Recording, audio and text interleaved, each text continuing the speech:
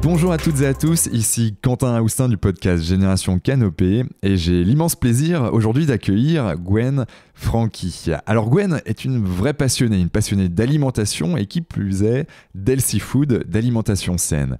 Elle est coach certifiée en nutrition et accompagne avec son entreprise Homemade by Gwen, soit en one-to-one, soit en groupe dans les entreprises sur cette thématique tellement essentielle dans notre mode de fonctionnement pour être plus heureux, en meilleure santé et plus performant. Alors sois la bienvenue Gwen, comment te sens-tu ? Merci Quentin. Comment te sens-tu ? Très très bien.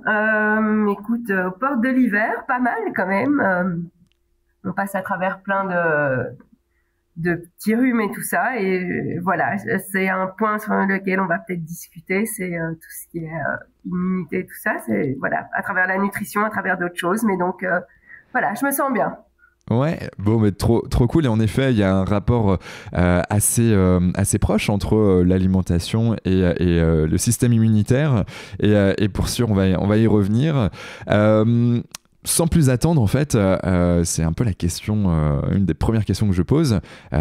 Qui es-tu, Gwen ? Après cette petite présentation, mais toi, Gwen, vue par Gwen, qui es-tu ? Alors, moi, je suis une femme de 45 ans, une autodidacte passionnée par la nourriture et par tous les plaisirs de la vie. J'ai 2 enfants, 2 petits garçons de 9 et 11. Qu'est-ce que je peux vous dire dans mon parcours, après avoir travaillé dans des entreprises internationales, notamment en agroalimentaire. Voilà, j'ai focusé plus sur ma petite basse-cour, comme je l'appelle, et le bien-être que je pouvais leur apporter à travers l'assiette et à travers voilà, différentes activités et différentes manières de vivre et de bien-être. Et c'est là que j'en suis venue à la nutrition à proprement parler. Et donc, je me suis focusée là-dessus. J'ai d'abord fait un petit peu de service traiteur exclusif avec des produits de saison et bio. Ouais. Et puis, un blog aussi à une époque. Et puis, en suivant ma famille au Luxembourg et en revenant après en Belgique, j'ai décidé de me lancer en coaching et en accompagnement pour les personnes qui ont envie de se mettre sur le chemin de la nourriture saine et qui ne savent pas très bien par où commencer ou par quoi commencer, étant donné qu'on est entouré de messages assez compliqués par rapport justement à la nourriture. Ouais, je comprends. C'est vrai qu'on entend un peu tout. Est-ce que le bio, c'est bon ? D'ailleurs, il y en a qui se posent vraiment la question. Est-ce que c'est pas quelque chose de farfelu pour d'autres ? On reviendra, je pense, là-dessus. Mais j'aimerais faire un focus sur la passion. Comment c'est arrivé ? Comment elle est venue, ta passion pour l'alimentation, pour la nutrition ? Alors moi, j'ai toujours été une personne qui adore le plaisir, qui a vraiment du plaisir à avoir une chouette assiette, à manger avec des amis autour de la table, à avoir un apéro qui s'éternise et qui se transforme en dîner improvisé. J'ai toujours eu cette passion, c'est familial. J'ai acquis aussi des connaissances en lisant parce que moi les livres de recettes c'est un peu comme des romans, j'aime bien les couleurs, je lis pas les textes entiers généralement mais je regarde un peu les ingrédients, je vois comment je peux les mettre dans ma vie de tous les jours.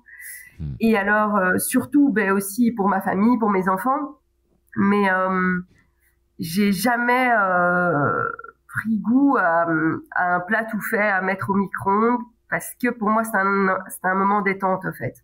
La cuisine, ça doit pas prendre énormément de temps, mais c'est vraiment autant je suis nulle en relaxation, mandala, méditation, autant c'est mon mandala à moi en fait ça. D'accord. Donc en gros depuis toute jeune, t'as été attirée par ça et tu mets la main dans la terre aussi. Tu vas dans. J'adore. T'adores. Une manière de s'ancrer, hein. Et je suis assez dans les nuages et artistique. Bah, c'est très très bien d'avoir les mains dans la terre et de voir ce que tu sèmes et ce que tu récoltes. Et j'ai commencé comme toute petite fille par le sucré, hein, donc par les tartes. Je montais à cheval et chaque fois qu'on tombait de cheval, on devait faire un gâteau. Autant vous dire que pendant 3-4 ans, je n'ai fait que des gâteaux toute ma vie durant. Donc voilà. Mais et puis je me suis mis au fur et à mesure à cuisiner d'autres choses et à varier et à vouloir découvrir un peu et ne pas avoir peur de prendre un produit nouveau dans un supermarché et tester. D'accord, ok. Et bon, ben, en tout cas, ça lance bien l'épisode. Tu parles d'alimentation saine, d'healthy food. C'est quoi une alimentation saine, en fait? Alors pour moi, au-delà, et j'aime bien que tu aies dit qu'on allait revenir sur le bio, parce que pour moi, c'est très vaste cette notion-là et elle est très généraliste. Autant je suis hyper pro bio, pro petits agriculteurs, voilà, proches de chez nous et tout ça, autant le gros bio industriel du gros supermarché, j'y crois pas des masses, parce que le bio à la base pour moi n'est pas ça. Le bio n'est pas un surnombre ou une surconsommation, une suralimentation. Donc le choix entre le petit agriculteur à côté de chez moi qui va pas spécialement nourrir ses poules bio, mais qui va faire attention et qui ses légumes, il va faire attention aux produits qu'il met dessus, mais il n'a pas le stamp agriculture biologique.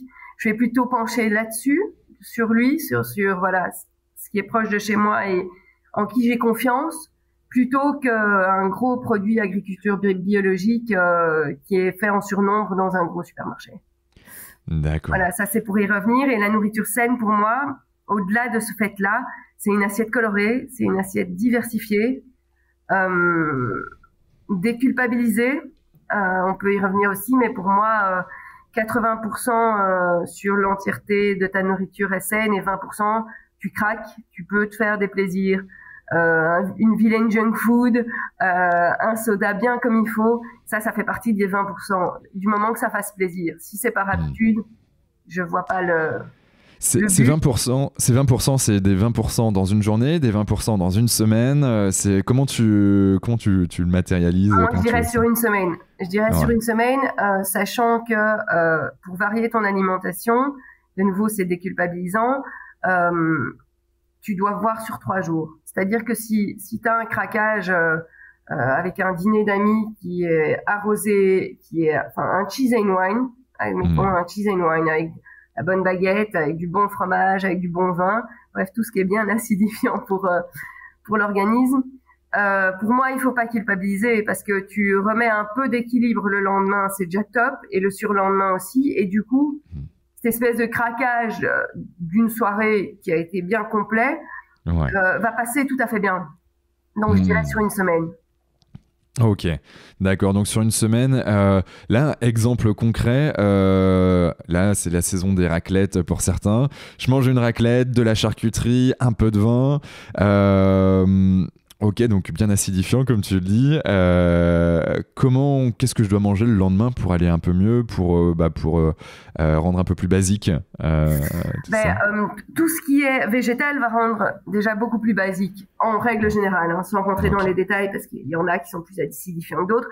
Mais donc, si le lendemain, tu prends beaucoup de légumes, des fruits,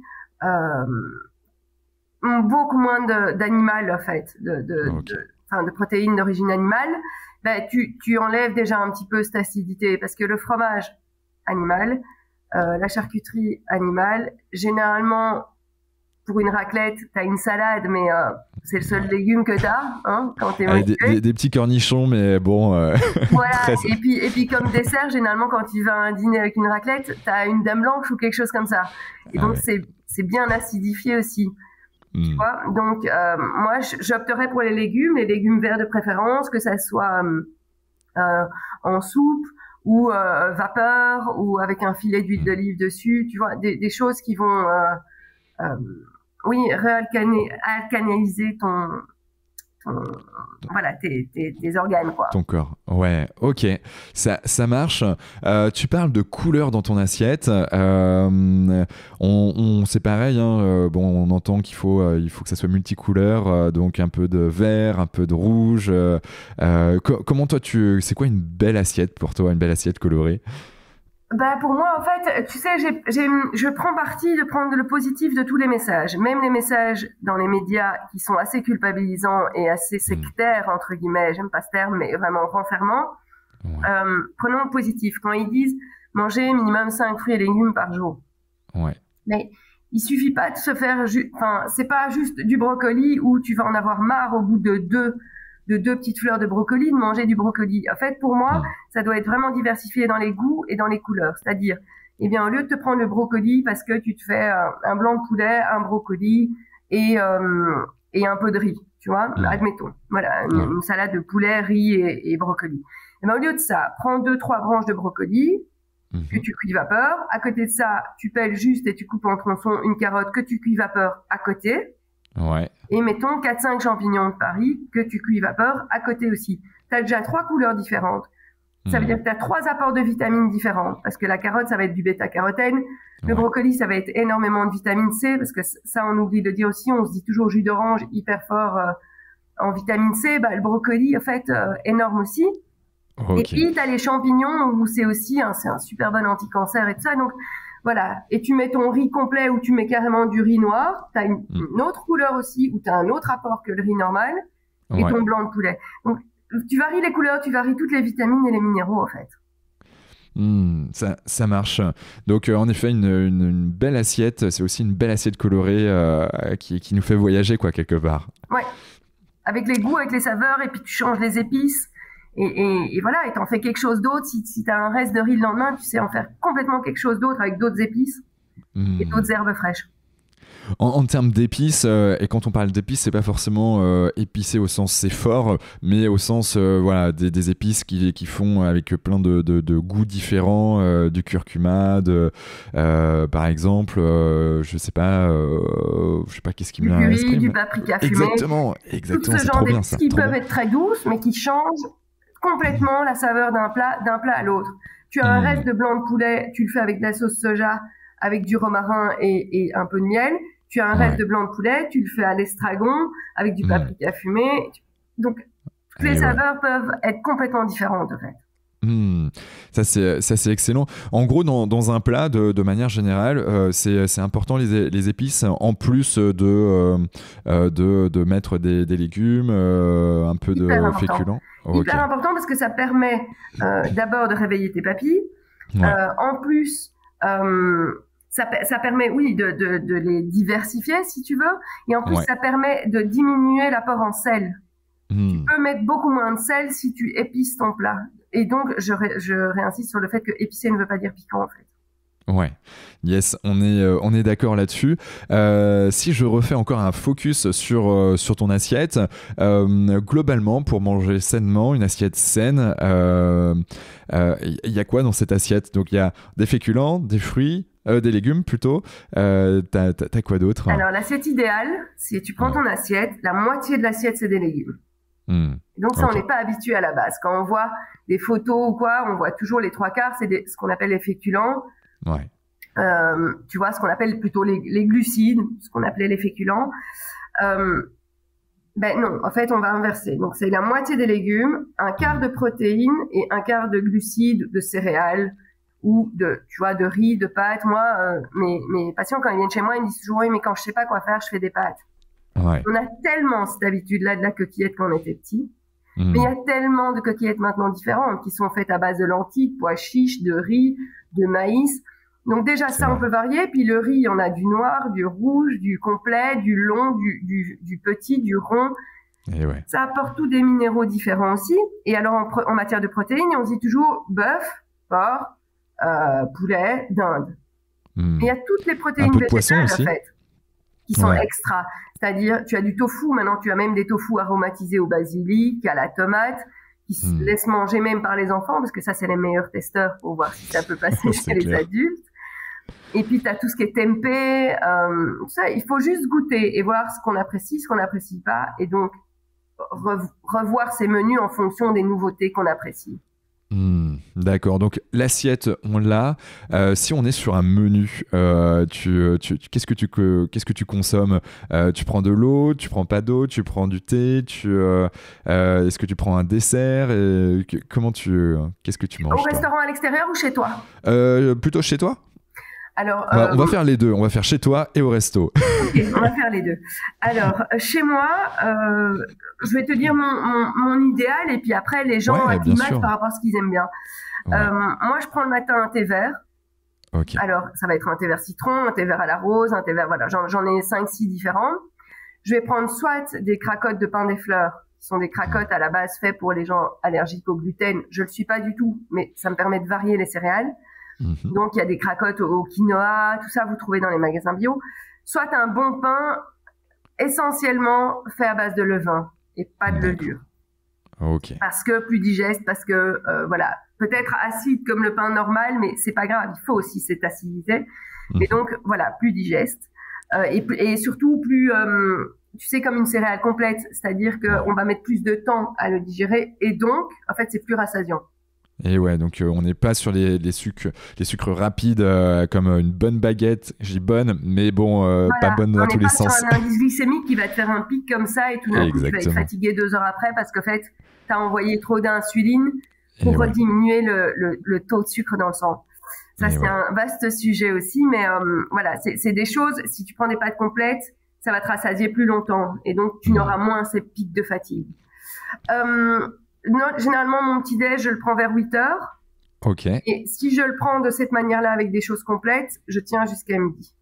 Yes. À midi, vu que je travaille chez moi, j'assemble des choses. C'est-à-dire que il me reste un peu de riz, j'assemble avec de la sauce soja, avec un filet d'huile d'olive, avec 2 légumes que j'ai cuits en plus à la vapeur la veille ou des choses comme ça. Ouais. J'évite les sandwichs. Je sais qu'on a le réflexe des sandwichs, on l'a eu pendant 20 ans. Et en fait, moi, j'ai un trop plein de sandwichs. Donc voilà, ça m'arrive de temps en temps, mais vraiment pas l'excès. Mais par contre, je prends toujours un snack vers 15 heures. Ok. Pourquoi? Et alors, ça va être une poignée d'amandes, par exemple, donc une dizaine d'amandes, une banane et genre un carré de chocolat noir. Et pourquoi le carré de chocolat noir?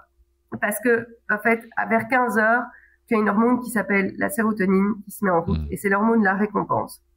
Ah ok, yes. Tout comme le petit-déj commence généralement de manière moins sucrée que ce qu'on a l'habitude en France, pour réveiller l'hormone de la dopamine qui est un peu le starter, et bien à 15 heures, tu as la sérotonine qui se met en route, l'hormone de la récompense.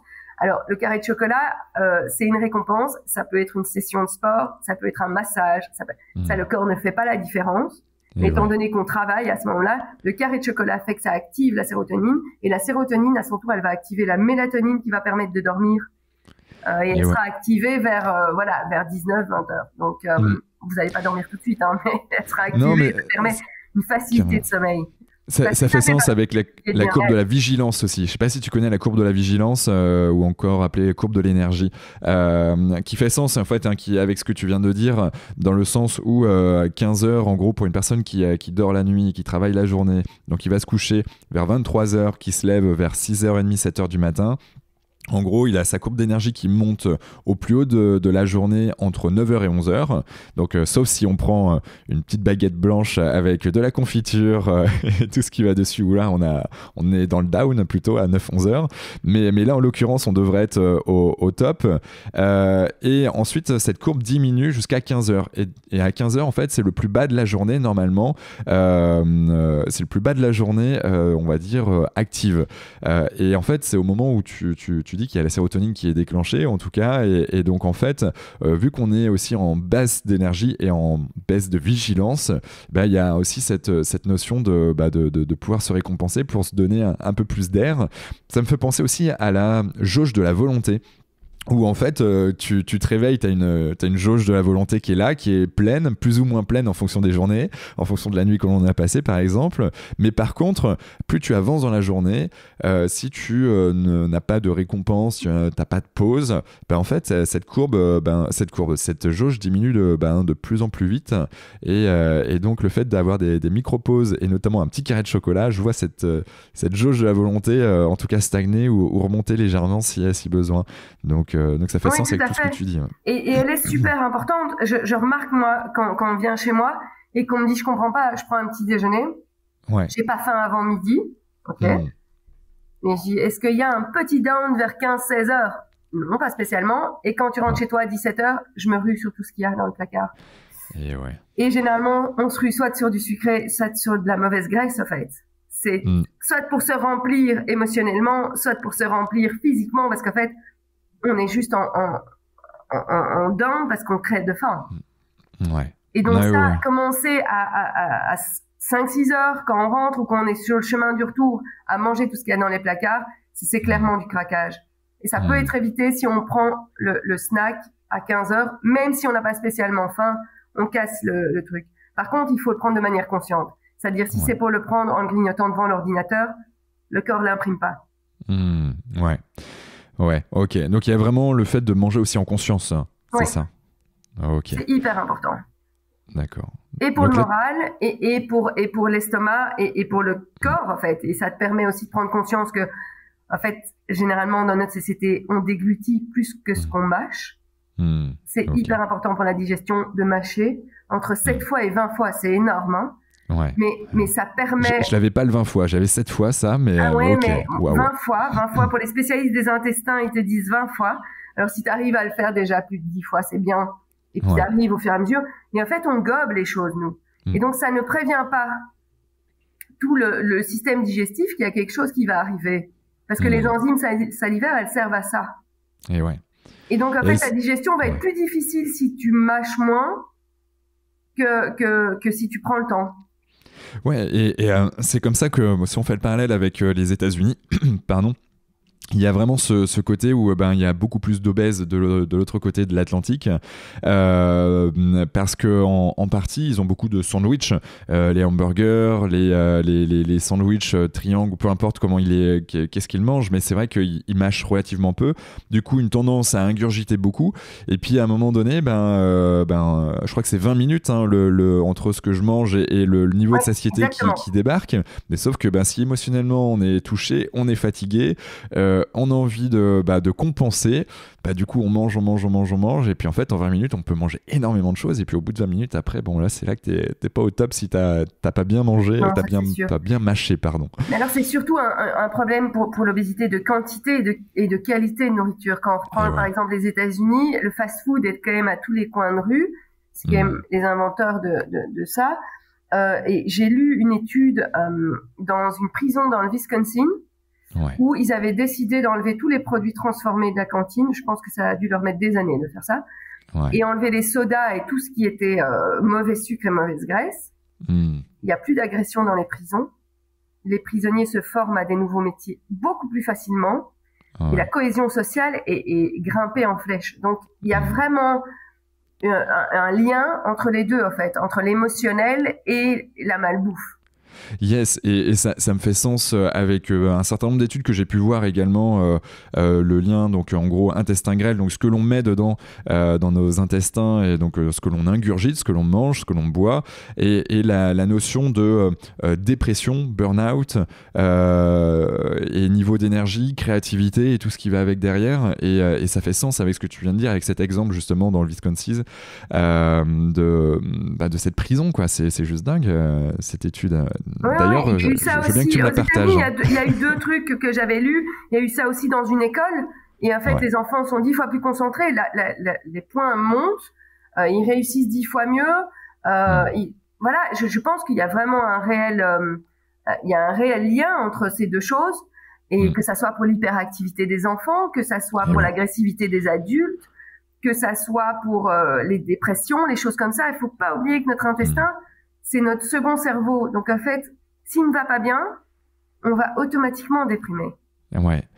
Je sais pas si tu as vu un reportage sur France 5, donc télévision française, ou Arte, bref, c'est sur la 5 en France.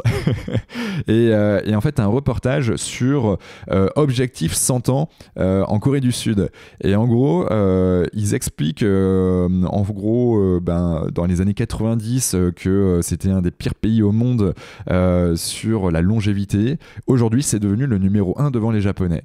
Et en fait, ils se sont rendus compte, mais qu'est-ce qu'ils ont mis en place dans leur quotidien? Donc, bien sûr qu'il y a un peu de sport, il y a de la marche, beaucoup de marche. Il y a aussi le fait d'avoir un air pur, donc chez soi, donc beaucoup d'aération, ce genre de choses. Il y a un certain nombre d'autres paramètres, mais il y en a un autre aussi qui est juste essentiel, c'est l'alimentation. Et un exemple criant, c'est Hyundai. Hyundai, donc l'entreprise qui fait des voitures. Eux, ils se sont rendus compte de tout ça, ils se sont dit waouh, en fait, on perd nos collaborateurs sont pas forcément en bonne santé physique et mentale, leur niveau de productivité du coup est en baisse en fonction de ce qu'ils mangent. Alors si on inversait les rôles, donc du coup en fait ils avaient une cantine healthy food, et ben en fait, on va tester ça pour voir quels sont les résultats qu'on a derrière. Aujourd'hui, en fait, tu as 2 menus dans la cantine de Hyundai. Un menu A, un menu B. Menu A, en gros, c'est de la healthy food. Tous les jours, ça change, etc. Avec vraiment, voilà, c'est des milliers de collaborateurs qui mangent de la healthy food, si je puis dire. Et de l'autre côté, tu as pour les régimes type sans gluten ou autres, où ils ont vraiment fait un effort spécifique en fonction de toi, tes problématiques. Et aujourd'hui, en fait, ils se rendent compte que les collaborateurs sont plus épanouis, plus heureux dans l'entreprise et surtout plus productifs. Alors ça, c'est plutôt côté très entrepreneurial, business de la chose. Et en fait, ça a tellement bien fonctionné que Hyundai a créé une autre entreprise qui fait que ça. Et du coup, ils sont en train de faire des plats emportés healthy food dans tout le pays pour faire en sorte que le pays mange mieux. Et je trouvais ça assez génial, dingue. Ouais. Parce qu'en fait, il faut juste conscientiser quand on dit se nourrir, c'est se nourrir, c'est pas se remplir en fait. Se nourrir, c'est donner, enfin, je fais le comparatif à une voiture, une belle voiture de sport, on va pas commencer à mettre du diesel dedans alors qu'elle roule à l'essence. Ouais, c'est clair. Comment ça se fait qu'on ingurgite, alors de temps en temps par plaisir, ok, mais comment ça se fait qu'on met dans notre corps des choses qui ne nous font pas plaisir et qui ne font pas plaisir à notre corps? C'est juste cette chose-là, ce point-là que j'ai envie d'appuyer. Le reste, moi, je pars du principe qu'il faut absolument pas culpabiliser les gens, qu'on fait avec ce qu'ils ont et leur base. Et on essaye petit à petit, en tout cas moi, j'essaye de les accompagner, à leur prendre, pas la main à eux, mais à leur prendre la main pour mettre dedans quelques conseils, quelques trucs et astuces, quelques recettes, et qu'ils fassent, eux, leurs objectifs et leur chemin de vie vers justement cette nourriture saine. L'important, c'est qu'ils sachent qu'en se retournant, s'ils ont un doute, je suis là et je peux les remotiver à certains moments. Et l'important, c'est que eux aient cette envie à l'intérieur. Comme quand on franchit une porte d'une salle de sport. Tu vois, le but n'est pas de faire maigrir le coach. Le but, c'est pour soi-même. Et donc, d'être conscient de ses propres limites, de ses fausses croyances. Et ça, on y arrive au fur et à mesure dans les coachings, de démolir un peu les fausses croyances. Là, pour maigrir, il faut que j'arrête de manger des féculents le soir. Ça n'est pas OK pour tout le monde. Je dois manger des légumes crus et de la cuisine vivante. Ça n'est pas OK pour tout le monde. D'accord. Et comment tu sais que c'est pas OK pour tout le monde, ça? Comment tu vas voir on va te voir soit avec leur rythme de vie, c'est-à-dire que je suis pour tout ce qui est nourriture très très saine et donc faire tremper tes lentilles, tes pois chiches, faire des graines germées, tout ça. Mais il faut juste le mettre ça dans la réalité des personnes qu'on a en face de nous. Il y a des personnes, et moi parfois la première, qui n'ont pas le temps de faire ça, qui ont des enfants en bas âge, qui sont en train de jongler entre un boulot pour madame, un boulot pour monsieur et 3 enfants à aller chercher à l'école ou à la crèche, n'ont pas le temps de faire ça. Ou de cuisiner 8 heures le week-end pour préparer tous les plats de la semaine. Donc, c'est faire en fonction du quotidien des gens. Ne pas rendre le quotidien des personnes encore plus compliqué. Et il y a moyen, et c'est le message vraiment que je veux passer, de manger sainement de manière très simple. Revenir au basique, en fait. Et pour ça, il faut savoir dans les placards, dans tes armoires et dans tes épices et dans ton frigo, qu'est-ce que tu as pour savoir te retourner, clac, clac, clac, et savoir composer cette assiette idéale de moitié légumes, un quart céréales et un quart protéines. Yes. On est d'accord là-dessus et je te rejoins. Et c'est vrai que c'est pas évident avec les rythmes que l'on a. En effet, pour une famille par exemple, 2 parents, 3 enfants, comme tu dis, il faut jongler avec tout ça. Il y a des moments où on a un peu plus le temps que d'autres, mais du coup, toi, ton astuce là pour une famille comme ça serait quoi? C'est de préparer en amont, préparer le week-end. Je sais qu'il y en a qui font ça le dimanche pour toute la semaine. Comment toi tu fonctionnes? Mais ça dépend de l'envie des gens. Il y a des gens qui aiment bien le dimanche faire ça et préparer la semaine, alors je les accompagne à faire ça comme ça. Il y a des personnes qui sont au jour le jour. Alors il y a des basiques en fait, et donc par exemple que ça soit en été ou en hiver, moi je fais toujours un peu trop de céréales et un peu trop de légumes, comme ça j'ai de toute façon une base que je réchauffe et après je rassocie avec soit des herbes fraîches que j'ai dans le frigo, soit des épices, et c'est comme ça que tu remets des vitamines là-dedans. Deuxième chose, j'ai toujours 1 litre de soupe dans mon frigo que j'ai fait. Donc, c'est-à-dire avec les légumes que j'ai cuits vapeur, je les mets dans un blender avec de l'eau bouillante de ma théière, si tu veux. Ouais. Je les mixe à ce moment-là. Et je vais avoir 1 litre. Pourquoi? Parce que ça va me servir de soupe, pas de souci. Avec un reste de riz, tu mets ton riz dedans, un peu de tofu, ton fond de soupe, ça te sert de sauce. Tu peux avoir des feuilles de lasagne, ça te sert de béchamel aux légumes et tu fais passer des légumes incognito à tes enfants. Ouais. Parce que ça, c'est la base aussi. Ça sent la maman, ça. Oui, non, mais ça sent le grugeage parce qu'il faut gruger les enfants. Il y a toujours un moment donné où les légumes ne passent pas, donc il faut les gruger. Ça peut servir, ça te sert de tout. Tu reçois des amis à l'improviste, tu as un bocal de pois chiches, tu enlèves le jus des pois chiches, tu prends juste les pois chiches, tu les mets dans le blender avec ton fond de soupe, tu mixes, t'as une tartinade en fait. Donc, tu sais, tu jongles avec des choses comme ça. Le litre de soupe, il te sauve. Voilà. De tout.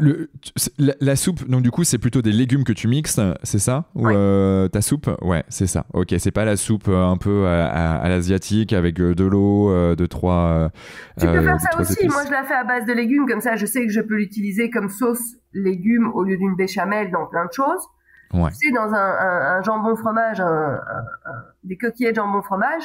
Ouais. Si tu fais une soupe, tu mets un tout petit fond et ils ont déjà un tout petit peu de légumes en plus. Donc, mais sinon, oui, moi, ce que j'adore faire, c'est quand je fais un poulet rôti, je garde toujours cette carcasse et je vais la faire mijoter quand on reste à la maison. Et même, tu restes à la maison 2 heures, tu la fais mijoter avec un légume qui tire un peu la gueule dans ton frigo, tu sais, avec 3-4 épices et tu la fais un peu rissoler avec deux oignons dedans. Et puis, quand tu sens que ça a un peu doré, ça a un peu pris, tu rajoutes un tout petit peu de vin blanc parce qu'en fait, ça va permettre de décoller le collagène des os du poulet. Et c'est ça, en fait, qui va te donner plein de nutriments et de vitamines. Et c'est vraiment ça, le bouillon de poule, c'est vraiment un truc pour passer l'hiver, faut vraiment prendre ça. Et du coup, tu décolles un peu les sucs autour des os du poulet. Et puis seulement, tu remets ton eau et tu mets un peu de curcuma, un peu d'épices, un petit cube de bouillon. Et tu fais mijoter 2 heures. Si tu pars de chez toi, tu stoppes, tu reviens, tu refais mijoter. Plus tu vas le faire mijoter, plus il va être concentré en bonnes choses, mais vraiment doucement. Tu mets ça aussi dans une bouteille dans ton frigo. Tu fais le lendemain un risotto, une salade de nouilles. Enfin, tu peux faire plein de choses à base de ça. Ouais, mais là, c'est vrai qu'en plus, on est en plein, on arrive en hiver. C'est vrai que c'est propice à tout ça, mais en fait, même l'été, une petite soupe, c'est bon aussi. Hein. Et c'est facile, quoi. Et c'est facile, tu vois. C'est facile. Ok, on peut aller sur ton site, hein, c'est ça, récupérer quelques recettes, et si on veut en savoir plus, on te contacte derrière, hein, c'est ça. Alors sur mon site, il y a un super e-book gratuit avec 8 recettes de légumes qui sont parfois un peu boudés et qu'on peut remettre au goût du jour de manière sympa, genre les choux de Bruxelles, hein, en tant que belge évidemment, je vais vous parler de cela. Moi, j'ai toujours détesté ça quand j'étais petite, j'ai un souvenir vraiment de quelque chose de très amer et très mou. Et ça a été validé ici par l'instance inférieure des enfants. Moi, je les fais sauter, je les coupe en 2 ou en 4 selon la grosseur du chou et je les fais sauter dans de l'huile de coco et je les déglace un peu avec du soja et du miel. Je veux dire, ils peuvent manger ça à l'apéro tellement ils adorent. Donc, et moi, ça m'a réconcilié avec les choux de Bruxelles. Donc, il y a plein de petites recettes faciles. Il y en a 8, il y a la patate douce, je pense qu'il y a du céleri rave, il y a les choux de Bruxelles, c'est autour du légume, mais voilà. Je sais qu'il y a une petite salade, justement, j'en parlais de brocoli, poulet, riz. Ouais. Donc, il y a aussi avec de la viande, et voilà, c'est tester, essayer. Voilà, il y en a 8 sur mon site. Et on mettra dans les liens du podcast de toute façon pour tout ce qu'il faut pour aller récupérer ces 8 recettes et puis même pour aller te suivre et on terminera justement le podcast avec tout ce que tu peux faire ou tout ce que tu peux nous proposer. Ok, c'est assez clair. Donc il y a le quoi manger, on est d'accord, mais il y a aussi le comment manger. Donc on a parlé qu'il fallait bien mâcher. Ça c'est important. Tu auras d'autres tips à nous donner sur le comment manger en pleine conscience en fait, moi, je pars du principe, on est des Méditerranéens et donc on fait tout autour de la table. Tu sais, autant ce qui est fête religieuse, que ça soit une bar mitzvah, une communion, tout est autour de la table, une réunion de famille. Voilà, on est méditerranéen dans le fond. Ok. Et donc c'est important d'y avoir du plaisir, d'avoir des discussions, que ça prenne entre guillemets du temps. Alors je dis pas tous les jours parce que le soir en semaine c'est fatigué, on est fatigué, c'est pas toujours évident. Mais essayer de vraiment s'asseoir ensemble, prendre ce moment ensemble pour discuter un peu, mais que ça dure une demi-heure, c'est ok aussi. Mais prendre cette demi-heure vraiment de manière consciente, c'est-à-dire on coupe les écrans, on ne prend pas son téléphone à table, on regarde pas la télé en mangeant. Si c'est regarder la télé en mangeant, c'est une petite fête une fois par semaine d'un plateau télé, ça reste quelque chose de parenthèse. Mais vraiment prendre le temps et limite essayer peut-être de prendre juste une bougie à table ou mettre des chouettes sets de table ou rendre cette table un peu fun et voilà. Je sais que c'est pas évident tous les jours, mais ne fût-ce que le conscientiser, on arrive à le mettre en place un jour sur 3, c'est déjà pas mal au début. Ok, yes. Non mais je partage et en fait on tombe parfois souvent dans la banalité, donc du coup dans le train-train quotidien et donc on fait des choses machinalement. Alors moi ça fait des années que j'ai pas de télé chez moi, mais c'est vrai qu'en fait des fois tu vas chez des gens, tu le vois quoi, hop t'arrives, il est je sais pas 19h, 20h, ils arrivent chez eux, réflexe on allume la télé. Ok, c'est chez eux, c'est comme ça, c'est le réflexe, mais ils en ont même plus conscience, j'ai l'impression. C'est de manière complètement automatique. Et donc, du coup, après, tu as tout ce qui va avec, l'alimentation, les problématiques de sommeil, bref, si je prends juste la partie télé, les émotions, mine de rien, en fait, tout dépend ce que tu regardes, mais globalement, si tu regardes les informations, c'est plutôt des choses assez négatives que l'on voit que positives. Et donc, du coup, avec le rapport à l'alimentation aussi qui peut être en conséquence. Parce que si on a des choses un peu stressantes, on va se dire attends, je vais manger encore un peu plus ou j'ai pas encore vu d'études spécifiques là-dessus, mais je suis à peu près sûr qu'il y a des choses qui ont été regardées. Ah non, c'est sûr. Mais en fait, ça fait partie des 4 piliers bien-être, en fait. Hein. Tu as le stress, tu as le sommeil, tu as l'environnement, tu as l'alimentation. Tout ça, voilà, on essaye de faire au mieux que pour que tout soit rentabilisé, si tu veux, pour que on soit le mieux possible dans un bien-être ou un mieux-être, tu vois. Ouais. Il y avait la notion aussi de bruit. J'avais suivi une formation sur la nutrition il y a quelques années maintenant, et la personne qui nous formait nous disait justement que tu vas typiquement dans une cantine. Les cantines d'enfants, ça monte en moyenne jusqu'à 80 décibels.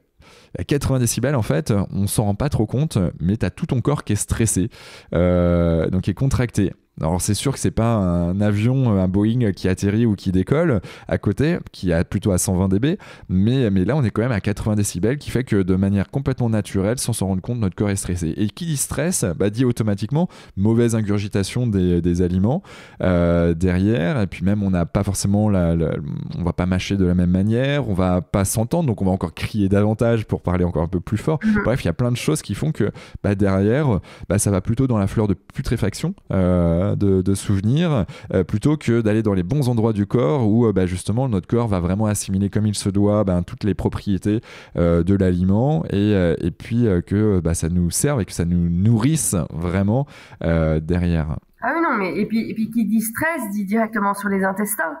Et ouais, quand on est stressé, c'est généralement ça commence là, ça sert donc au niveau de la gorge, et puis t'as les intestins qui sont tendus, quoi. Ouais. Donc, exactement. Donc il y a le quoi manger, le comment manger.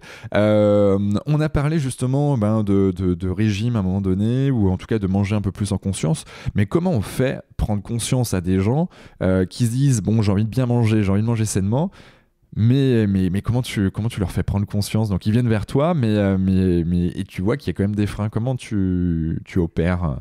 Alors généralement les freins, on a plus ou moins les mêmes freins. D'accord. L'être humain, tu veux dire? Tu vas me dire si tu les as aussi, mais j'ai pas le temps. Ça coûte trop cher. C'est compliqué. Ouais, alors je me suis résolu au fait c'est trop cher parce qu'en fait on se rend compte, moi je vais au marché là, sur Montpellier, on a un marché qui est aux Arceaux là, qui est assez génial. Alors producteurs on va dire locaux, plus ou moins bio, mais en fait on se rend compte que bah, ça coûte certes, ça a un prix parce que c'est de l'alimentation, mais c'est pas non plus ultra cher. Et puis tout dépend ce que tu fais à côté. Tout dépend de la priorité que tu as aussi au niveau de ton alimentation. Pour moi, c'est très, très important de bien manger. Et quand je dis bien manger, c'est pas en quantité forcément, mais c'est plutôt en qualité. Donc ça, c'est, on va dire que vu que ça fait partie de mon budget, je l'ai bien priorisé. C'est déjà une fausse croyance qui est démolie chez toi. Donc c'est déjà pas mal. Mais c'est vrai que la notion de temps, tout dépend si je suis chez moi ou en déplacement. Si je suis chez moi et que j'essaye de m'organiser pour tu vois, pour avoir au moins 1 heure le midi pour manger, préparer, manger. Donc, bon, mais tu vois, c'est. Mais après, en même temps, à côté, quand je suis tout seul, je suis en mode j'écoute des podcasts et je m'alimente dans tous les sens du terme. Mais j'aime bien ce temps de pause parce que bah, je suis en mode dès 8 heures, même dès 6h30 en faisant du sport et tout ce qui va avec, bah, je suis très cadencé dans ma journée et c'est un temps de répit pour moi où j'aime vraiment être bien ouais, dans mon cocon. Donc ça, le temps, j'arrive à le prendre, mais pas tout le temps. Et en effet, quand tu es en déplacement, quand tu es avec des collègues, quand tu as un déjeuner, bah, c'est sûr que là, tu t'es un peu ouais, tu le prends pas forcément. Et puis après, par contre, ça, je suis carrément dans l'autre. C'est un peu trop complexe, donc j'ai souvent des choses, je sais que c'est bon pour mon corps, mais en fait j'aimerais varier les plaisirs et je prends pas, alors c'est une question de temps, tu me diras, prends pas le temps d'aller voir ce qui se fait à côté. Et puis peut-être une croyance un peu limitante sur le fait que c'est un peu trop compliqué là-dessus. Je pars de loin. Les médias n'y sont pas pour rien, hein. Je veux dire, autour de nous, le message est très clair que c'est très compliqué parce qu'ils parlent de superfood, tout d'un coup ça va être l'avocat et les amandes, alors que ça peut être une cata écologique aussi, mais ça c'est un autre débat. C'est vrai que c'est clair, ouais. Et puis t'as les baies de goji d'un côté, et puis la grenade, et en fait ça dépend du marketing de tout ça. Mais en fait, un superfood ou un super aliment, c'est tout si tu varies. Ouais. Moi, quand j'ai eu quelqu'un en consultation qui m'a dit, moi je mange hyper sainement, je mange de la dinde et de l'avocat à tous les repas. Ah, bon. À la base, c'est sain. Mais si c'est à tous les repas, le corps, il n'ingurgite plus rien du tout. Il en a ras-le-bol et les nutriments sont toujours les mêmes. Donc, il va avoir des carences dans d'autres nutriments et vitamines. Donc, si tu manges un peu de tout ça est superfood quand c'est pas transformé, en fait. Tu prends du poisson, tu prends de la viande non transformée, tu prends un œuf qui est bio ou en tout cas où la poule a été correctement nourrie et elle a 2 yeux et 2 pattes. Ouais. Tu prends c'est bien de le préciser. Plus tu reviens au plus simple. Ouais. Tu manges correctement, en fait. Ouais. Il y a la notion aussi de saisonnalité qui est importante, en tout cas, d'un point de vue écologique, mais d'un point de vue... en fait, je pars du principe que la vie est toujours bien faite. Donc du coup, à un moment donné dans notre vie, alors tout ce qui peut nous arriver, je trouve que c'est bien fait, même si des fois ça coince. Mais d'un point de vue rien que juste sur l'alimentation, en fait, s'il y a un fruit qui pousse et qui est mûr à telle période de l'année, regardons quand est-ce qu'il pousse et qu'il est ok pour être mangé. Alors du coup, ça va être plutôt l'hiver, plutôt l'été. Mais en fait, chaque période de l'année, en fait, on a besoin d'apports différents aussi. Et ça, c'est important d'être en connexion avec ça. J'en suis persuadé. Ah oui, c'est sûr. Par exemple, les tomates, du mois d'octobre au mois de fin avril, moi, j'achète plus de tomates. Au-delà du fait que c'est pas de saison, elles ne goûtent plus rien.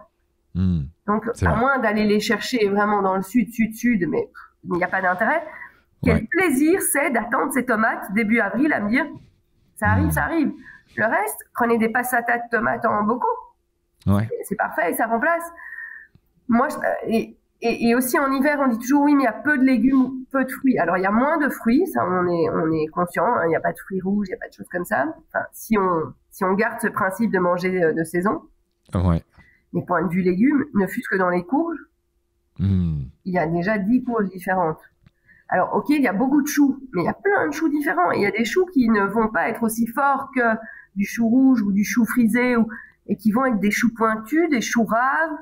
Il y a des topinambours, il y a plein de légumes qu'on disait oubliés avant, qui reviennent et qui sont hivernaux. Ouais. Qui sont super intéressants. Mais un concombre et une tomate, pas trop d'intérêt à prendre ça en hiver. Yes, on est sur l'hiver, défense immunitaire. Comment on les booste nos défenses immunitaires? Toi, tu as des tips? Moi, je pars sur 3 ou 4 angles. Je pars sur les fruits et les légumes, vitamines et minéraux. Ouais, comme quoi par exemple?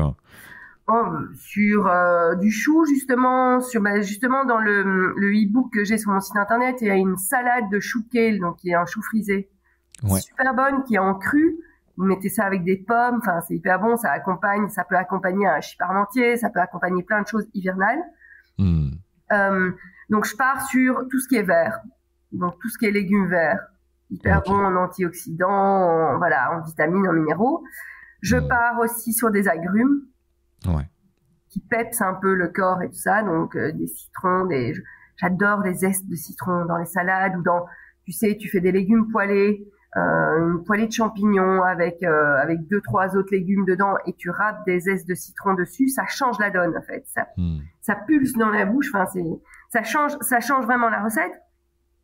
Je mise aussi sur les pros et les prébiotiques. C'est-à-dire la nourriture pour les bactéries de l'intestin et les bonnes bactéries de l'intestin. Ouais.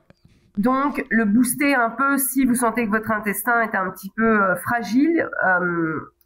Moi, je conseille de prendre du psyllium qui se vend en magasin bio ou online aussi, qui sont des fibres en fait qui nourrissent les bonnes bactéries et qui vont réguler et le transit et tout ce qui est la muqueuse intestinale. Ça va faire office un peu de sparadrap.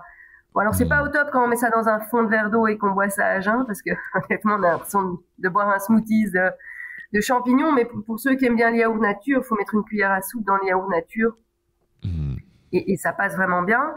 Et c'est hyper important pour l'immunité de préserver toute sa flore, son microbiote en fait. C'est hyper important, ça se voit de plus en plus.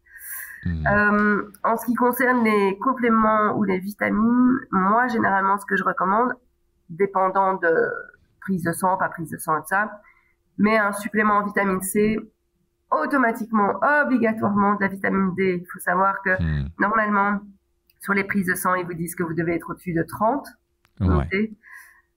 C'est excessivement bon d'être entre 60 et 80 plutôt.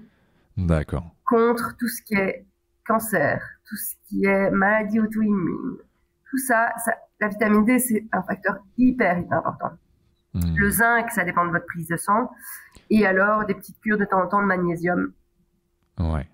Okay. Pour garder le cap, contrer la fatigue et avoir le moral en hausse. Donc voilà. Yes. Et alors, dernier, mais pas des moins importants, tout ce qui est produit de la ruche. Produit de la ruche. Donc, du coup, du miel. Mais d'un bon petit artisan. Moi, je reviens de France avec genre 2 caisses de miel. Ça me tient hyper en Belgique, tu vois. Ne pas prendre du miel des supermarchés qui, les 3/4 du temps, ne sont que du sucre, du glucose, en fait. Il n'y a pas une trace d'un travail d'abeille dans le dépôt de miel de fleurs hors européen. Ouais, ça c'est dingue.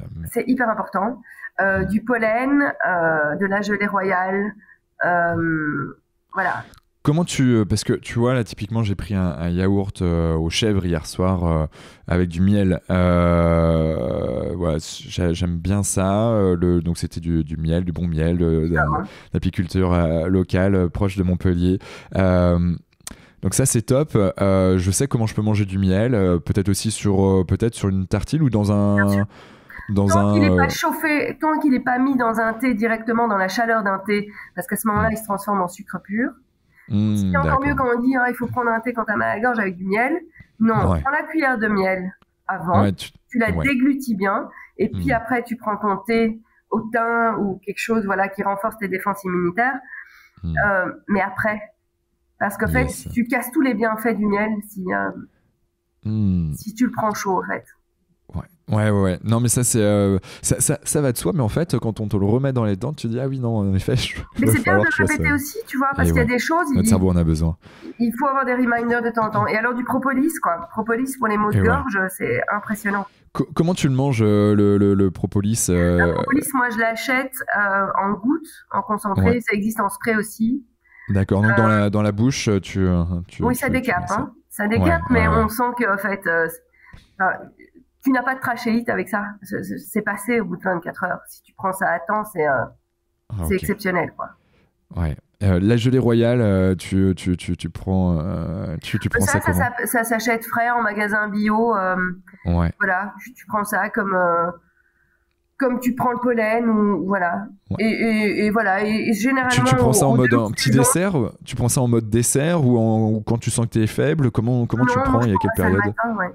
Ouais, Et puis, par d'accord. contre, les recommandations, il faut quand même les produits de la ruche. Je pense que c'est pour la gelée Ouais. et pas pour le propolis, mais peut-être pour le pollen. Il faut checker si pour des malades atteints du cancer, quand ils sont en chimio, Hmm, c'est pas au top.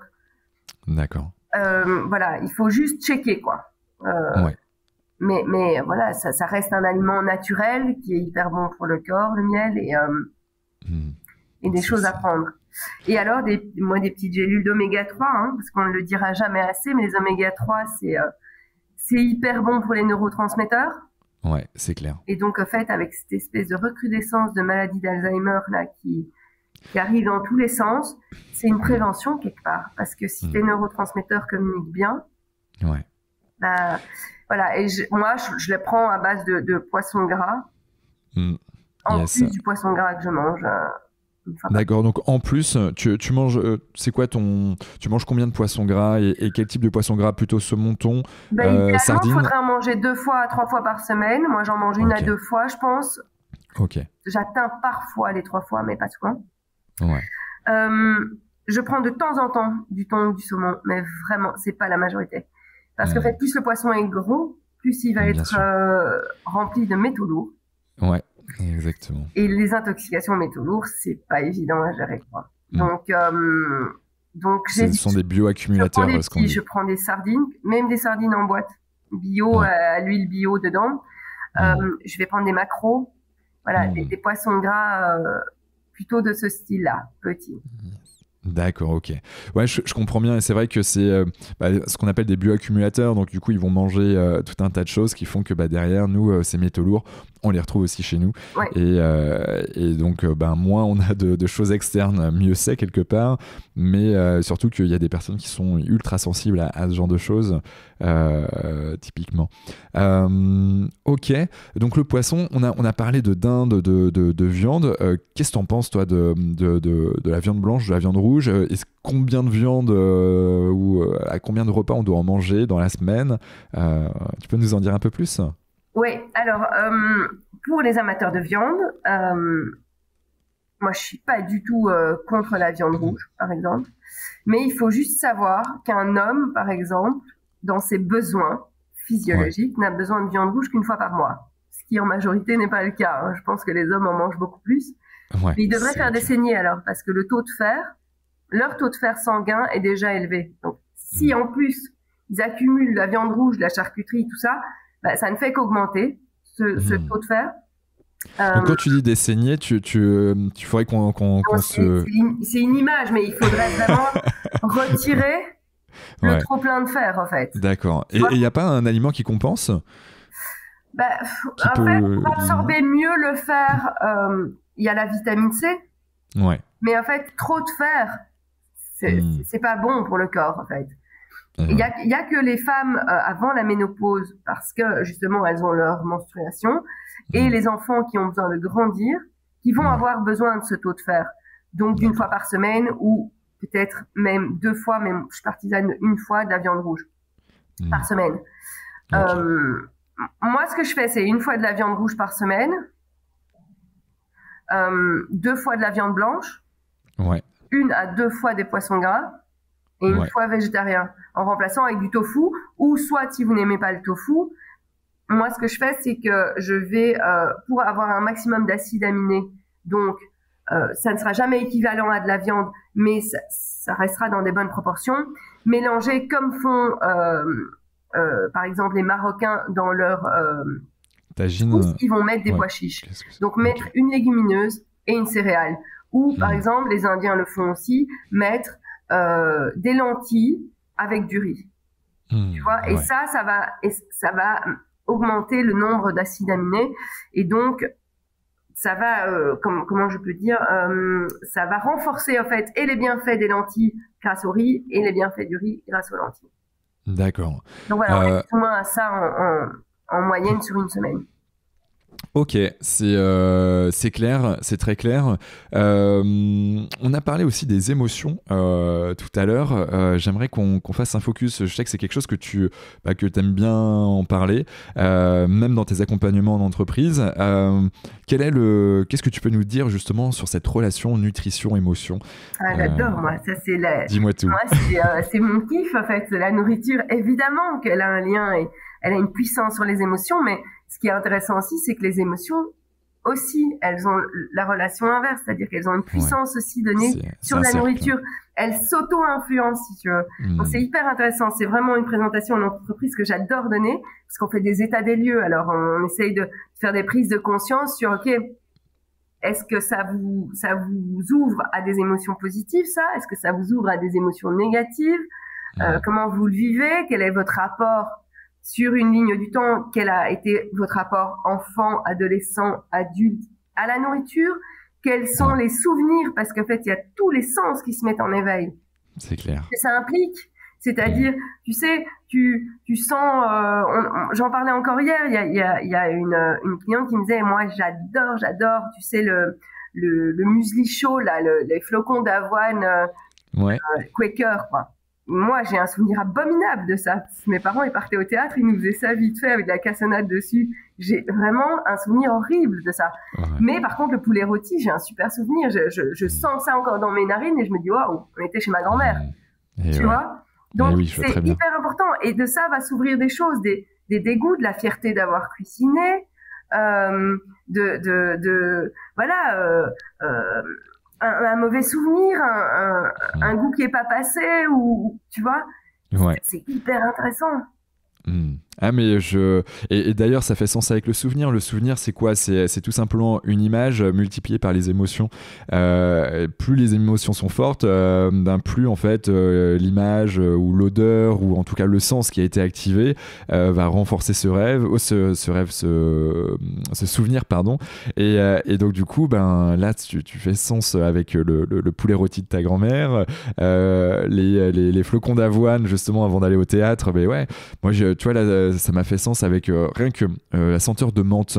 Tu vois, il y a un endroit où je passais pour aller à l'école où ça sentait tout le temps la menthe. Quand j'étais tout petit, j'étais en primaire. Et c'est vrai qu'il y a des souvenirs comme ça. Tu dis, ah ouais, menthe. Après, tu peux le mettre dans un couscous, par exemple. Tu peux le mettre dans d'autres plats. Et là, ça te fait penser au voyage que tu as fait au Maroc en mission humanitaire avec Pédiatres du Monde il y a quelques années. Bref, c'est génial, la senteur, le goût, la nutrition, l'alimentation, quoi. Et puis les sens, et on pense toujours, quand on pense nourriture, goûter et sentir, mais en fait, au-delà de ça, il y a aussi la texture, en fait, des aliments, parce que pour un enfant, en fait, de le laisser toucher une fraise avec des grains dessus, défriter un biscuit, parce qu'on dit toujours ne joue pas avec la nourriture, mais en fait, joue, mais mange-la après. Parce que tout ça va ouvrir à la diversification pour l'enfant. Et plus il va toucher des trucs différents et voir des couleurs différentes et goûter des choses, quitte à les recracher s'il n'aime pas, plus il va se diversifier alimentairement parlant plus tard. Et là, c'est comme si tu viens d'ouvrir en fait le cerveau. Je vois toutes les connexions neuronales que tu peux faire rien que juste sur le fait de toucher tous les sens et surtout qu'on est sur quelque chose de ludique. Donc automatiquement quand tu es enfant mais aussi quand tu es adulte derrière, tu décuples des connaissances, des compétences et tu vas pouvoir si tu veux bien faire à manger aussi, tu es obligé de sentir, de goûter, de toucher pour voir quel plat tu peux faire à ta sauce sans faire de jeu de mots. Bien sûr, et je reprends les 3 termes. Moi, mes 3 leitmotifs d'accompagnement, c'est vraiment le plaisir. Ça doit vraiment rester un plaisir. Même si on n'aime pas cuisiner, c'est de l'assemblage à ce moment-là. On assemble et on fait des chouettes moments de discussion autour d'un plat ou même de se retrouver avec soi-même autour d'un plat. De simplicité, ça doit rester simple. Et de pleine conscience. De juste profiter du moment, en fait. Yes. Donc être ancré, profiter du moment avec qui tu es. Si t'es seul, c'est cool. Mais si t'es avec tes enfants, des amis, c'est un partage qui doit s'opérer. Ouais. On est en Belgique. On va parler un peu de frites. J'adore les frites. Ben ouais, c'est vrai que c'est bon. Tu en fais, j'imagine, à tout type de frites ou Alors moi, je suis pas de friteuse chez moi. Hein, donc, ouais. Comment tu les fais, toi, tes frites? Soit j'ai un super endroit où c'est la petite sortie et on va se faire une petite frite tranquille. Ça arrive, ça fait partie du craquage. Ouais. Soit je vais prendre des pommes de terre, des patates douces, du céleri rave, des carottes, des panais. Je vais couper tout ça en mode frites et je les mets au four avec un filet d'huile d'olive et des branches de thym du jardin ou des branches de romarin. Et ça fait office de, tu vois. Ouais. Et ça reste une fête. Et pareil pour le petit burger, je vais pas dans les enseignes de junk food parce que je n'ai aucun plaisir à y aller, sans jugement aucun. Mais je vais acheter ma viande hachée, soit de poulet, soit de bœuf. Rouge, ouais. Et je vais faire moi mes petits burgers et je vais acheter des petits buns bio si j'ai pas le temps de les faire. Et on va s'amuser à mettre pas que une pauvre salade iceberg dessus, on va mettre des champignons dedans, on va mettre des carottes râpées minutes. Ça prend pas énormément de temps, tu vois, du chou pointu au lieu de la salade iceberg, des choses comme ça. Et ça reste fun et on accompagne ça avec des frites de patates douces et des frites de céleri rave. Et reste le plaisir du ketchup ou de la petite mayonnaise qu'on fait ou soi-même ou qu'on achète. Voilà, ça reste qu'un petit élément et ça donne du fun à la table, quoi. Ouais, j'aime bien ça, ce côté, ça donne du fun à la table. Mine de rien, en filigrane, on parle de cuisson. Cuisson vapeur, au four, ça peut être au barbecue.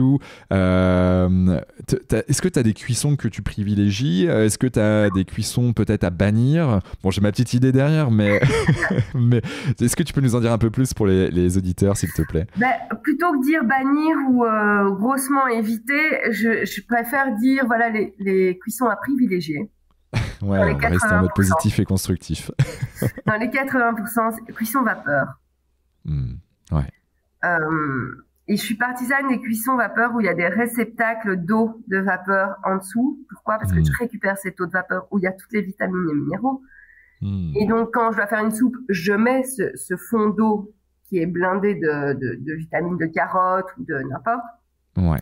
En plus de l'eau que je vais rajouter à la soupe, ou même pour une tartinade, pareil, je vais mettre ce fond d'eau pour liquéfier un peu. Donc le cuit vapeur, non seulement d'être hyper pratique parce que tu mets tes légumes dedans, tu pars, tu mets ta minuterie, tu pars. Ouais. Et c'est cuit, je veux dire, et en majorité c'est 10 minutes. Donc carrément. Tu n'as qu'à couper tes légumes. Et encore, tu mets 20 minutes si tu les coupes pas en tronçons ou quoi.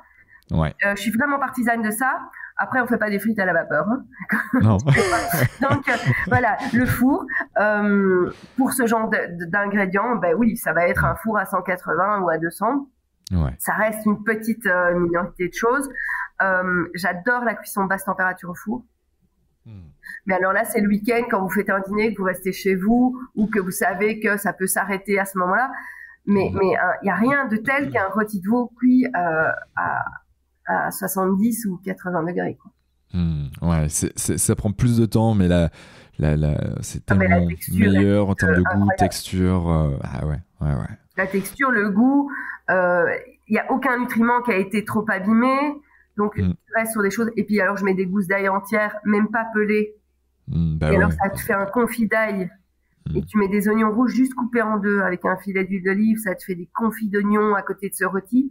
C'est super bon, quoi. Ouais, bon, j'ai hâte de manger avec toi et que tu nous prépares quelque chose de... D'ailleurs, moi j'adore. D'ailleurs, on essaiera de se faire quelque chose avec Patricia le moment venu. Et merci Patricia pour notre rencontre d'ailleurs. Merci au passage. Donc ok, bon, cuisson, barbecue, ça te... Non, pas barbecue. Juste l'été de temps en temps. Chez des amis et que voilà. Heureusement que souvent, tu vois, on va dîner dans le noir pour pas voir si c'est cramé ou pas parce que c'est un truc qui me tend un peu. Ouais. Parce que la réaction d'un ingrédient qui est un peu cramé fait que voilà, c'est inflammatoire à mort. Donc le lendemain c'est soupe, quoi, tu vois. Ouais. Soupe aux légumes cuits vapeur. Mais voilà, ça reste un plaisir aussi. Enfin, moi les barbecues, je vais pas le faire tous les jours, tu vois, comme les raclettes. Et ouais, bien sûr. Et puis il faut juste savoir s'écouter. Il y a des choses qui passent très bien. Il y a d'autres choses qui passent moins bien et ça dépend d'une personne à l'autre. Moi, tu me mets 2 raclettes 2 soirs d'affilée, c'est du poison. Enfin, pour moi, j'adore au moment même, le lendemain, je regrette comme une bonne vieille cuite, en fait. Parce que j'ai vraiment du mal. C'est trop pour mon estomac et voilà. Mais il faut s'écouter.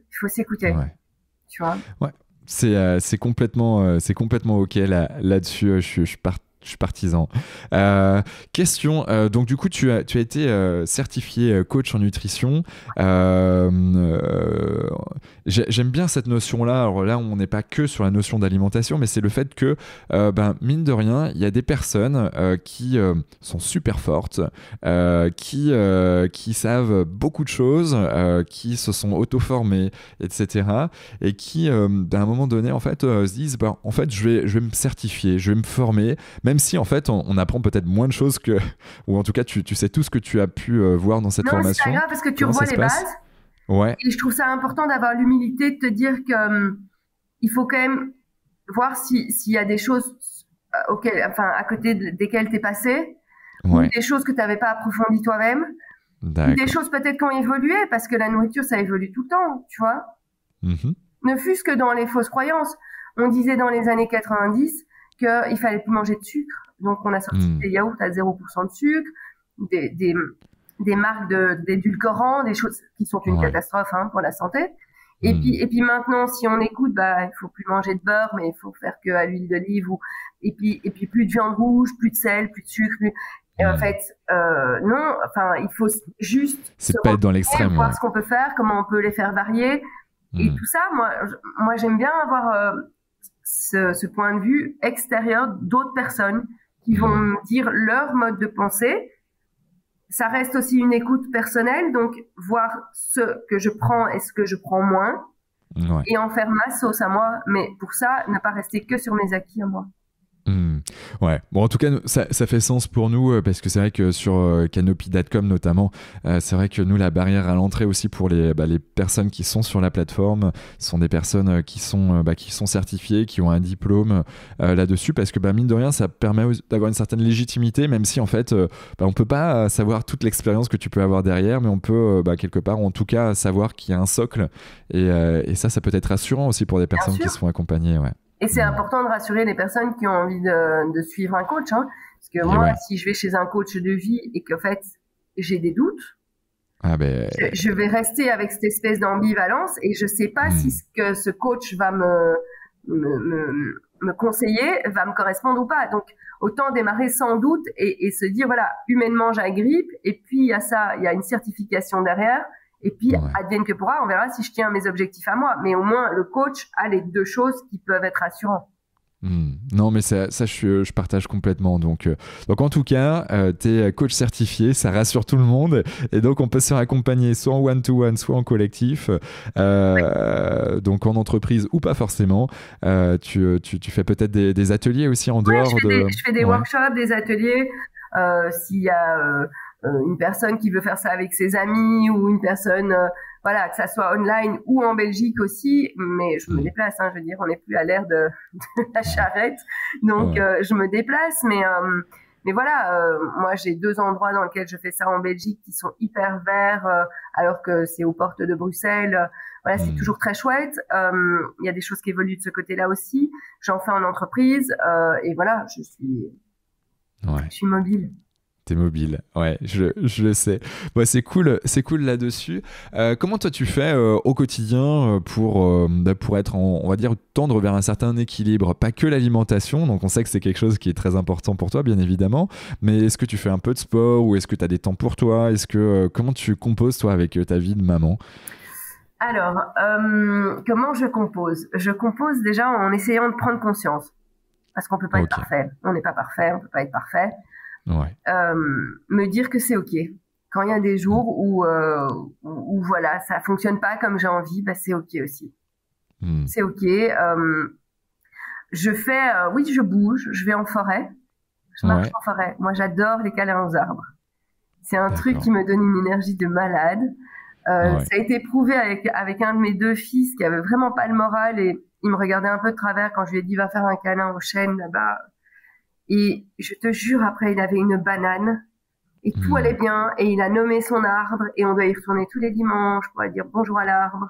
Ok, et excellent. voilà, il y a quelque chose, tu sais, il y a des balades maintenant dans les forêts qui sont spécifiques à ça, d'être en connexion avec les sapins ou les arbres assez vieux et tout ça. Ouais. Moi, j'y crois à ça, à toute cette communication qu'il y a dans les forêts. J'éprouve énormément de bien d'aller me balader. Voilà, ça me détend. Je prends du temps pour moi aussi. Ouais, je fais du pilates et du yoga. Voilà, j'essaie de faire ça un petit peu systématiquement par semaine. Et puis je suis énormément dans les contacts sociaux en fait. Pas les réseaux. Hein. Pas les réseaux sociaux. Je trouve des vraies relations. Je perds aussi beaucoup de temps là-dessus, mais on perd beaucoup de temps là-dessus. Non, dans les contacts humains avec les personnes. J'adore moi improviser des dîners chez moi, faire un apéro. Rencontrer des gens, aller voir une expo, voilà, se bouger, se nourrir, comme on le disait, et pas rien que par la nourriture, par tout ce qui nous prend aux tripes, quoi. Ouais, non, mais je conçois, je suis comme toi, tant sur la partie nature, hein. D'ailleurs, il y a des COV, hein, donc donc des microparticules qui ne sont pas forcément visibles à l'œil nu, mais qui sont dans l'atmosphère, dans une forêt par exemple.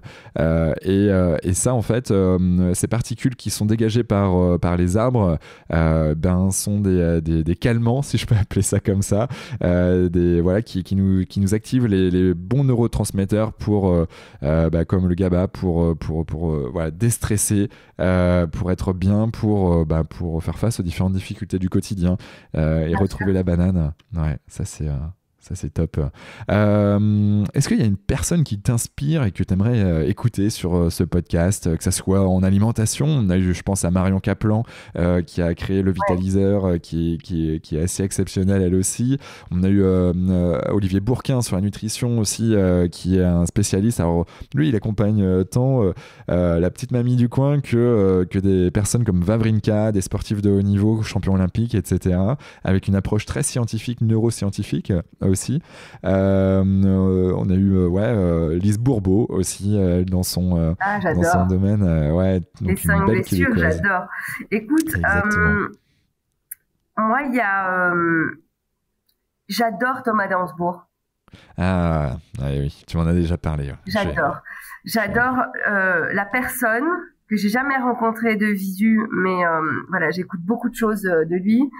C'est une des premières personnes qui avait sorti un livre qui s'appelait